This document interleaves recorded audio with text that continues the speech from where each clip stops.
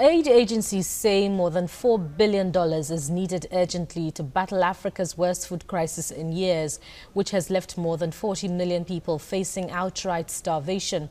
Productivity expert for Africa, Remi Dairo, joins us now to discuss this. Thank you very much for joining us. My pleasure.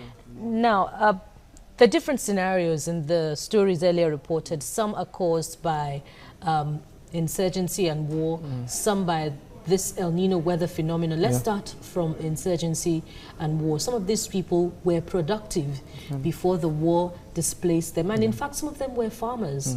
So now that they're predominantly in IDP camps, some of them returning homes, how does government move beyond making these people dependent on charity and feeding in IDP camps and providing food even in their new homes to empowering them, to making them economically productive once again?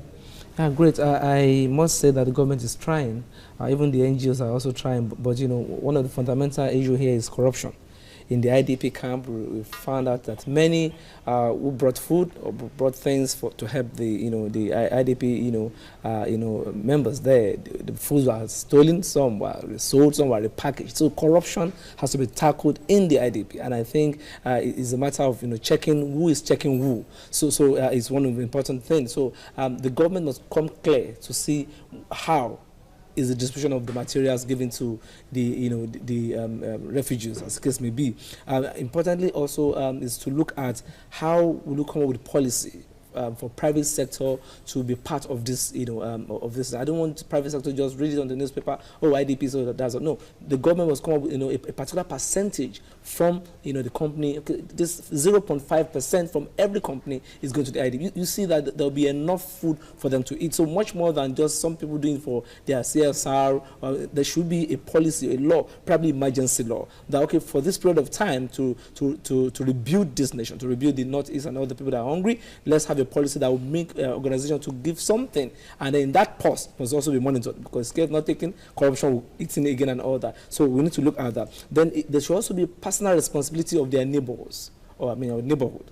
To say, I'm going to bring a family back. I'm going to empower a family. I'm going to feed a family. So because hunger is very key. If you are hungry, you can't think. If you are hungry, you can't even do anything. You can't be productive. You can't even add value to the nation. So I think the neighbors or the neighbors or the neighboring villages or should be able to come on board and say, okay, we are going to adopt family, we're going to adopt children. Okay. And then as we are doing that, we are reducing the hunger. And as we are reducing hunger, they are thinking, and then the government is taking them up and then establishing them either in farming or business, as the case may be. It is emergency. We need to really look into it.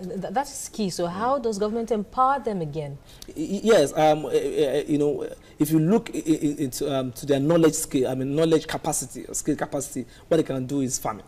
So it's to empower them more to do much more what they are doing, and then to bring into play the new farming style or system that is global. Because the old way of stealing the ground, putting seed, waiting and watering, weeding, some of them are old style. There are new dimensions of farming these days. So government must also import new technology and innovation in farming. And then but before government even begins to think about new technology and the new farming, the mechanized farming methods, the people have to have peace of mind. They have to have a sense of safety about returning to their farms, to work and to begin to till the soil. Exactly.